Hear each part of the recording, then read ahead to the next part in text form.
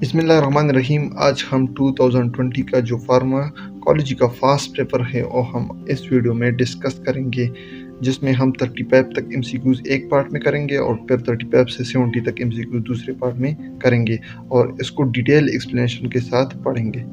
Question first, for peptic ulcer treatment, option first neutralisation of gastric acid, option second inhibition of gastric acid secretion, option third eradication of Helicobacter pylori, option four all of the above. Peptic ulcer हमारे पास एक सोर होता है जो stomach और duodenum की lining में बनता है। सो ये हमारे पास कास होता है गैस्ट्रिक एसिड सिक्रीशन की वजह से, जो एसिडिटी बढ़ जाती है, जो H पाइलोरी बैक्टीरिया है उसकी वजह से कास होती है। तो जब हम गैस्ट्रिक एसिड को न्यूट्रलाइज करेंगे और गैस्ट्रिक एसिड सिक्रीशन को कम कर देंगे और हेलिकोबैक्टर पाइलोरी को हम ख़त्म कर देंगे तो ये इसकी ट्रीटमेंट है। तो इसका करेक्ट ऑप्शन है all of the above. Question second, the drug belonging to proton pump inhibitors, option first pirenzepine, second ranitidine, third omeprazole, fourth trimethaphan. So proton pump inhibitor हमारे पास वो ड्रग होते हैं जो प्रोटॉन आयन को, जिस तरह हाइड्रोजन आयन है उसको स्टमक में अंदर आने नहीं देता, जिसकी वजह से स्टमक में pH बढ़ जाता है और एसिडिटी कम हो जाती है। तो प्रोटॉन पंप इनहिबिटर में हमारे पास आता है ओमेप्राजोल। जिस तरह प्रोजोल वाले जो भी ड्रग है, इसोमेप्राजोल, ओमेप्राजोल, पेंटोप्राजोल, रेबिप्राजोल, ये सारे प्रोटॉन पंप इनहिबिटर हैं। Question third, choose the drug which is H2 receptor antagonist, omeprazole, pirenzepine, carbinoxamine, ranitidine. So H2 receptor antagonist हमारे पास वो ड्रग होते हैं जो H मतलब है हिस्टामीन, जो हिस्टामीन के साथ, जो हिस्टामीन रिसेप्टर है उनके साथ अटैच हो जाते हैं और हिस्टामीन की एक्टिविटी को कम कर देते हैं। हिस्टामीन की रिसेप्टर पेराइटल सेल पे मौजूद होते हैं। जब हिस्टामीन पेराइटल सेल के जो ऊपर जो रिसेप्टर होते हैं H2 रिसेप्टर, उसके साथ बाइंड हो जाता है तो स्टमक में एसिड सिक्रीशन होती है। तो ये H2 रिसेप्टर एंटागोनिस्ट उस सिक्रीशन को बंद कर देते हैं। तो H2 रिसेप्टर एंटागोनिस्ट हमारे पास होता है रेनिटिडीन, जो ये टिडीन वाले ड्रग है, जिस तरह रेनिटिडीन, सिमेटिडीन, फेमोटिडीन, ये हमारे पास सारे H2 रिसेप्टर एंटागोनिस्ट होते हैं। Question 4, all of the following drugs are proton pump inhibitors excepts. तो मैंने इससे पहले कहा है कि जो भी प्रोजोल वाले ड्रग है वो हमारे पास प्रोटॉन पंप इनहिबिटर है। तो इसमें जो हमारे पास प्रोटॉन पंप इनहिबिटर नहीं है वो हमारे पास है फेमोटिडीन, जो ये हमारे पास H2 रिसेप्टर एंटागोनिस्ट होता है। Question 5, the drug belonging to M1 cholinoblockers, cimetidine, ranitidine, pirenzepine, omeprazole. So M1 cholinoblocker हमारे पास और ड्रग होते हैं जो M1 रिसेप्टर के साथ अटैच होते हैं, M मीन मस्करेनिक रिसेप्टर। तो ये M1 रिसेप्टर के साथ अटैच होते हैं और एसिटाइल कोलिन की एक्टिविटी को ब्लॉक कर देते हैं, जिसकी वजह से एसिड की सिक्रीशन नहीं होती। ये M1 रिसेप्टर हमारे पास स्टमक में पेराइटल सेल के ऊपर मौजूद होते हैं। सो M1 कोलिनो ब्लॉकर हमारे पास होते हैं फेरेंजिपाइन, जो सिमेटिडीन, रेनिटिडीन, ये हमारे पास H2 रिसेप्टर ब्लॉकर हैं और हमारे पास ओमेप्राजोल प्रोटॉन पंप इनहिबिटर है। क्वेश्चन 6, द फॉलोइंग ड्रग्स में काज गैनिकोमैस्टीशिया। गैनिकोमैस्टीशिया हमारे पास उसे कहते हैं जब मेन के ब्रेस्ट है वो इनलार्ज हो जाती है, उसे हम गैनिकोमैस्टीशिया कहते हैं। सो गैनिकोमैस्टीशिया कास होता है सिमेटिडीन की वजह से। सिमेटिडीन हमारे पास एस्ट्रोजन की ब्रेकडाउन को लिवर में ब्लॉक कर देता है, जिसकी वजह से एस्ट्रोजन जो मेन में राइज हो जाता है। इसकी वजह से क्या होता है, मेन के जो ब्रेस्ट है वो इनलार्ज हो जाते हैं। लेकिन ये रिवर्सिबल गैनिकोमैस्टीशिया होता है, जब ड्रग हम छोड़ देते हैं तो ये वापस अपने नॉर्मल हालत में आ जाते हैं। Question 7, the cytoprotective drugs to HCl and pepsin. Cytoprotective drug हमारे पास वो होते हैं जो स्टमक के सेल के ऊपर एक प्रोटेक्टिव लेयर बनाते हैं और इस तरह जो स्टमक का गैस्ट्रिक म्यूकोसा है उसे ये प्रोटेक्ट करके रखते हैं। तो उसकी वजह से HCl और पेप्सिन उस गैस्ट्रिक म्यूकोसा को डैमेज नहीं करते, क्योंकि उनके ऊपर एक प्रोटेक्टिव लेयर बन जाता है। तो इनमें से हमारे पास जो साइटोप्रोटेक्टिव ड्रग है वो है सक्रालपेट। Question 8, all of the following drugs are antacids excepts। So antacid drugs हमारे पास वो होते हैं जो स्टमक की एसिडिटी को न्यूट्रलाइज करते हैं, उसे हम एंटासिड ड्रग कहते हैं। ये स्टमक की एसिडिटी को रिड्यूस करते हैं। तो एंटासिड ड्रग में हमारे पास मेलॉक्स, मेलेंटा एंड एल्मेजिल आते हैं। जो मीज़ोप्रोस्टोल है वो हमारे पास एंटासिड ड्रग नहीं होता। Question 9, the analog of prostaglandin E1।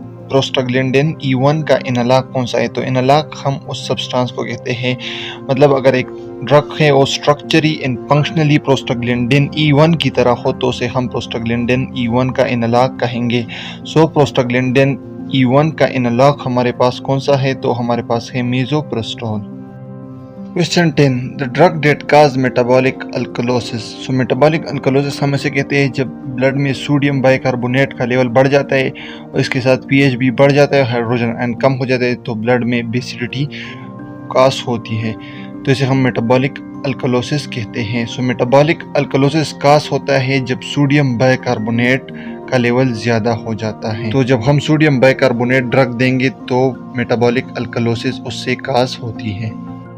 Question 11, the drug that cause constipation. Constipation में से कौन सा ड्रग काज करती है? सो कॉन्स्टिपेशन हमारे पास एल्यूमिनियम हाइड्रोक्साइड काज करती है। एल्यूमिनियम हाइड्रोक्साइड हमारे पास एक एंटी एसिड है जो हमारे पास स्टमक की एसिडिटी को कम कर देते हैं, लेकिन इसका एक साइड इफेक्ट ये है कि ये कॉन्स्टिपेशन काज करती है।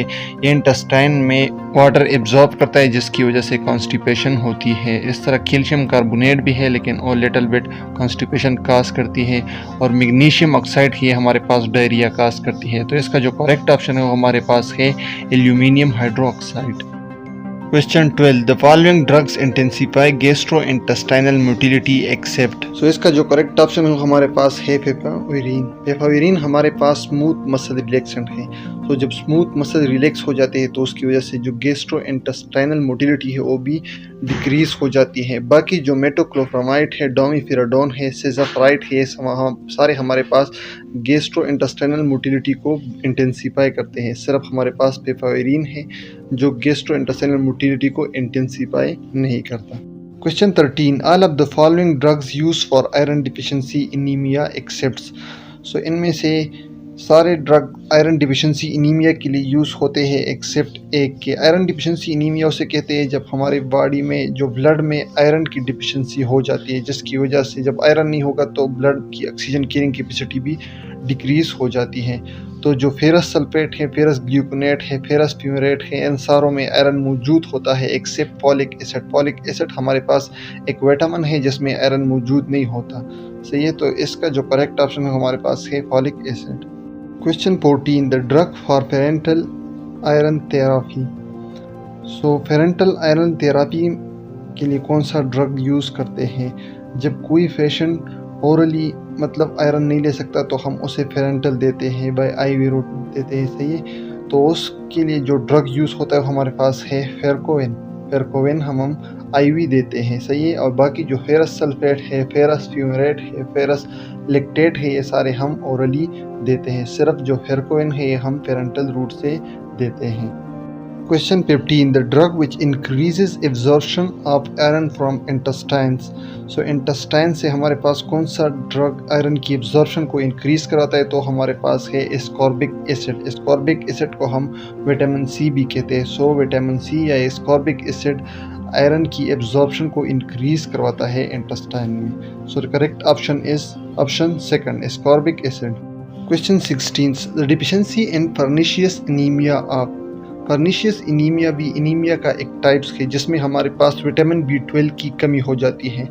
इसमें ऑटो इम्यून रिएक्शन होता है जिसकी वजह से जो स्टमक सेल है वो डैमेज होते हैं और स्टमक सेल हमारे पास इंट्रिंसिक फैक्टर सीक्रेट करवाते हैं और ये इंट्रिंसिक फैक्टर इंटेस्टाइन में जाके विटामिन B12 की एब्जॉर्प्शन करते हैं।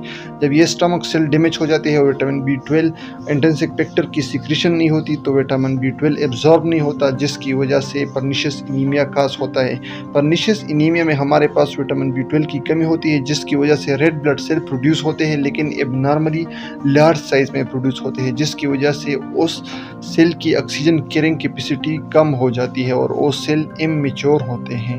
तो इसे हम कहते हैं पर्निशियस एनीमिया। तो पर्निशियस एनीमिया में विटामिन B12 की डिफिशिएंसी होती है। Question 17, the drug use for pernicious anaemia. So pernicious anaemia में कौन सा ड्रग यूज होता है? सो पर्निशियस एनीमिया में सायानोकोबालामाइन यूज होता है। ये हमारे पास विटामिन B12 का एक किस्म है। सायानोकोबालामाइन हमारे पास पर्निशियस एनीमिया में यूज होते हैं। बाकी जो फेरस लेक्टेट है, आयरन डेक्स्ट्रैन है, फेरस ग्लूकोनेट है, हमारे पास आयरन डिफिशिएंसी एनीमिया में यूज होते हैं। सो the correct option is option third. Question 18 the adverse effect of oral iron therapy is. Oral iron therapy का जो एडवर्स इफेक्ट है वो हमारे पास है कॉन्स्टिपेशन। जो ओरल आयरन थेरेपी है इससे हमारे पास कॉन्स्टिपेशन होती है। Question 19 the drug which is analogue of cobalt. Cobalt का एनालॉग कौन सा है इसमें से, मतलब कोबाल्ट की तरह इसमें से कौन सा ड्रग है जो कोबाल्ट की तरह स्ट्रक्चर भी उसका होता है और फंक्शन भी उसका होता है। तो हमारे पास है सायानोकोबालामाइन। सायानोकोबालामाइन हमारे पास एक विटामिन B12 है जो सायानोकोबाल्ट की तरह होता है। Question 20 the drug use in aplastic anaemia. Aplastic anaemia भी एनीमिया का एक टाइप्स है जिसमें हमारे पास बोन मेरो की एक्टिविटी सप्रेस हो जाती है जिसकी वजह से ब्लड सेल नहीं बनते। जिस तरह रेड ब्लड सेल है, वाइट ब्लड सेल है, प्लेटलेट्स है, ये नहीं बनते। सही है, तो उसे हम कहते हैं एप्लास्टिक एनीमिया। सो एप्लास्टिक एनीमिया में हम जो ड्रग देते हैं वो है एपोएटिन अल्फा। एपोएटिन अल्फा हम पेशेंट को देते हैं जिसकी वजह से वो उसकी बोन मेरो स्टिमुलेट हो जाती है और ब्लड सेल की प्रोडक्शन स्टार्ट हो जाती है। So the correct option is option second. Question 21 the drug inhibiting viral DNA synthesis। Viral DNA synthesis को कौन सा ड्रग इनहिबिट करता है, तो हमारे पास है एसाइक्लोविर। एक साइक्लोविर हमारे पास DNA सिंथेसिस को इनहिबिट करता है। इसके अलावा जो इंटरफ्यूरॉन है, नेचुरल अकरिंग प्रोटीन है जो बॉडी में होते हैं, ये वायरस को सेल में एंटर होने नहीं देते। इमिटाडीन हमारे पास इन्फ्लुएंजा की ट्रीटमेंट के लिए होते हैं, ये भी इन्फ्लुएंजा वायरस को सेल में एंटर होने नहीं देता। और सिक्विनावेर हमारे पास प्रोटीएज इनहिबिटर है। Question 22 the anti cancer alkylating drug a derivative of chloroethyl amine.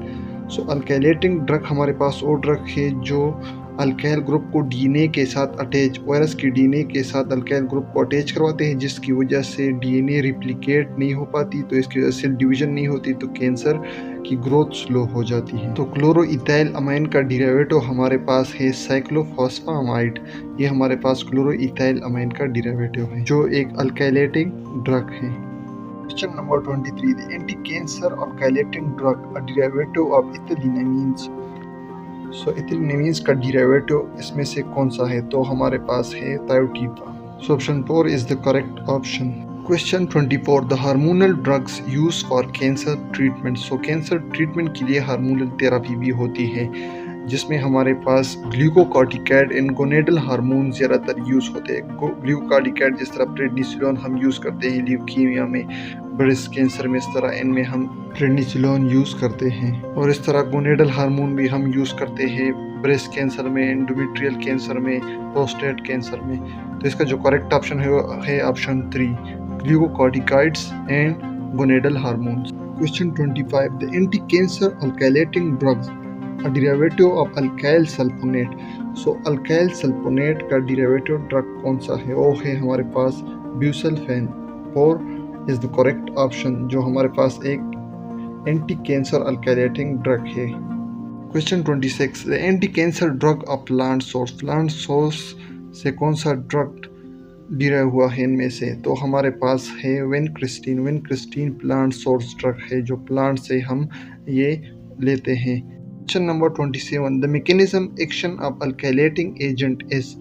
Alkylating agent का मैकेनिज्म एक्शन क्या है, तो इसका जो करेक्ट ऑप्शन है वो है option 3 producing carbonium ion altering DNA structure. So carbonium ion produce करवाते हैं जो DNA के स्ट्रक्चर को चेंज करवाते हैं जिसकी वजह से रिप्लिकेशन नहीं होती और सेल की डेथ हो जाती है, तो इस तरह कैंसर की ग्रोथ स्लो हो जाती है। Question 28 the drug which is pyrimidine antagonist. इनमें से पैरामिडीन एंटागोनिस्ट कौन सा है। एंटागोनिस्ट मतलब ये है कि जो पैरामिडीन की इफेक्ट को, फंक्शन को क्या करे, डिक्रीज करें। सही है, वो कौन सा है, वो हमारे पास है फ्लूरोयूरासिल। फ्लूरोयूरासिल हमारे पास पैरामिडीन का एंटागोनिस्ट है। ये फ्लूरोयूरासिल हमारे पास पैरामिडीन जो न्यूक्लियोटाइड है इसको टारगेट करता है जिसकी वजह से DNA और RNA की प्रोडक्शन नहीं होती और इस तरह कैंसर की ग्रोथ स्लो हो जाती है। Question number 29 methotrexate is. Methotrexate क्या है, तो मेथोट्रेक्सेट हमारे पास अपोलिक एसिड एंटागोनिस्ट होता है। So second is the correct option. Question number 30 the contraindication for anti cancer drugs are. Contraindication क्या है एंटी कैंसर ड्रग के, तो इसमें हमारे पास बोन मेरो भी डिप्रेस हो जाता है जिसकी वजह से red blood cell, white blood cell, platelet ये प्रोड्यूस नहीं होते। इस तरह लिवर भी डैमेज होता है, रीनल सिस्टम भी डैमेज होता है, एक्यूट इन्फेक्शन भी होता है क्योंकि ना वाइट ब्लड सेल प्रोड्यूस हो रहा है और इसके साथ साथ जो एंटी कैंसर सेल है वो इम्यून को भी सप्रेस करवाते हैं, तो इन्फेक्शन भी काज होता है। तो इसका जो करेक्ट ऑप्शन है वो है all of the above. Question number 31, the anti cancer drug belonging to inorganic metal complex, इनमें से कौन सा ड्रग है जो इनऑर्गेनिक मेटल कम्प्लेक्स के साथ बिलोंग करता है? सो हमारे पास है सिस्प्लेटिन। सिस्प्लेटिन हमारे पास इनऑर्गेनिक मेटल कम्प्लेक्स के साथ बिलोंग करता है, जिसमें हमारे पास प्लेटिनम एक मेटल है वो मौजूद होता है सिस्प्लेटिन में। So the correct option is option second, cisplatin. Question number 32, the estrogen are indicated for, estrogen किसके लिए यूज़ होता है? सो एस्ट्रोजन यूज़ होता है कैंसर और प्रोस्टेट के लिए, क्योंकि एस्ट्रोजन का फंक्शन ये है, जब एस्ट्रोजन ड्रग्स लेते हैं कैंसर के पेशेंट तो ये ल्यूटेनाइजिंग हार्मोन की अमाउंट को डिक्रीज करवाता है, जिसकी वजह से क्या होता है, एंड्रोजन हार्मोन सिक्रीट नहीं होते। एंड्रोजन मेल सेक्स हार्मोन है जिसे हम टेस्टोस्टेरोन भी कहते हैं, तो उसकी वजह से प्रोस्टेट ग्लैंड की ग्रोथ होती है। तो जब हम एस्ट्रोजन लेते हैं तो वो एंड्रोजन हार्मोन सिक्रीट नहीं होते, जब वो सिक्रीट नहीं होते तो प्रोस्टेट ग्लैंड की ग्रोथ नहीं होती, तो इस तरह इसकी ग्रोथ कम हो जाती है। तो ये हम एस्ट्रोजन प्रोस्टेट ग्लैंड की कैंसर में लेते हैं। Question number 33, the drug use for acute leukaemia treatment, leukaemia किसे कहते हैं? ल्यूकीमिया हमारे पास एक कैंसर है जिसमें बोन मेरो एक्सेसिव अमाउंट में सेल ब्लड सेल सीक्रेट करवाते हैं, जिसमें रेड ब्लड सेल होते हैं, लिम्फोसाइट्स होते हैं, प्लेटलेट्स, ये एक्सेसिव अमाउंट में सीक्रेट होते हैं। तो इसमें हम जो ट्रीटमेंट लेते हैं वो हमारे पास है डाईहाइड्रोफोलेट रिडक्टेस हम लेते हैं। Question number 34, the pharmacokinetics includes, pharmacokinetics में क्या होता है? तो उसमें होता है ड्रग बायो ट्रांसफॉर्मेशन, जिसमें हमारे पास आ जाती है absorption, distribution, metabolism, excretion. So ये सारा कुछ फार्माकोकाइनेटिक्स में आते हैं। Question number 35, mostly drugs absorption in GI tract is, so ज़्यादातर जीआई ट्रैक्ट में जो ड्रग एब्जॉर्ब होते हैं वो पैसिव डिफ्यूजन की वजह से होते हैं, मतलब जहाँ पर कंसंट्रेशन ज़्यादा हो तो उधर से लो कंसंट्रेशन की तरफ ड्रग चले जाते हैं, इसे हम पैसिव डिफ्यूजन कहते हैं। और वो ड्रग जो लिपिड सॉल्युबल हो, जो लिपोफिलिक ड्रग हो, वो हमारे पास इजीली डिफ्यूज़ हो जाते हैं, और जो हाइड्रोफिलिक हो वो डिफ्यूज़ नहीं होते। तो जो करेक्ट ऑप्शन है वो हमारे पास है ऑप्शन 4, पैसिव डिफ्यूजन। सो इसी तरह हमने इस पार्ट में 35 तक MCQs के, आगे जो 35 MCQs है वो अगले पार्ट में करेंगे। और अगर आप चाहते हैं कि इस तरह मैं हर एक पेपर के, फास्ट पेपर के जो एक्सप्लेनेशन इस तरह करूं, तो आप कमेंट्स में आप ज़रूर बताएं।